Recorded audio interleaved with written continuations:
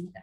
आणि ऍक्टिव्हिटीज नंतर मग तुम्हाला एक सोल्युशन मिळालं की आता मला फेस करायचंय ऑटोमॅटिकली. मग हे जे सोल्युशन जे होतं ते तुमच्याकडे होतं ऑलरेडी.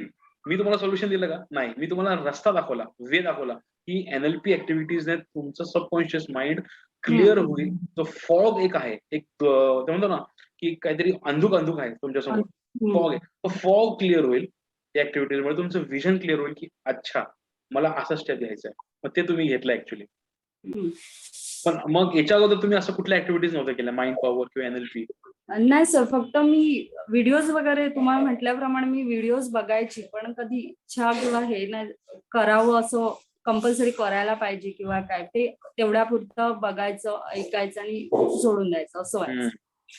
आता तुम्ही माहिती आहे सर आता फॉलोअप घेणार आहे किंवा सर कॉल करतील, हे एक असतं माइंड मध्ये, तर ते होतं. तुम्हाला भेटल्यानंतर ज्या ऍक्टिव्हिटी मी चालू केल्यानंतर मला जी शांत झोप पाहिजे किंवा नाही व्हायच्या, तर ते आता खूप त्याचं पण प्रमाण व्यवस्थित झालं. आणि म्हणजे झोप पडल्या झोप लागणं किंवा काय, ह्या सगळ्या गोष्टी झाल्या, खूप परिणाम झाला त्याच्यावरती. म्हणजे कॉन्फिडन्स वाढला, सबकॉन्शियस माइंडचं विजन क्लिअर झालं, झोप क्लिअर झाली, सबकॉन्शियस मनातला किंवा आपल्या मनामध्ये जो कचरा होता नेगेटिव्ह तो पूर्ण निघून गेला. लोकांना फेस करण्याची एक पॉवर मिळाली. ठीक आहे. अजून काय पाहिजे लाईफ मध्ये? अजून काहीच नको आपल्याला. सो नक्कीच खूप खरंच खूप फायदा झाला सर. थँक्यू.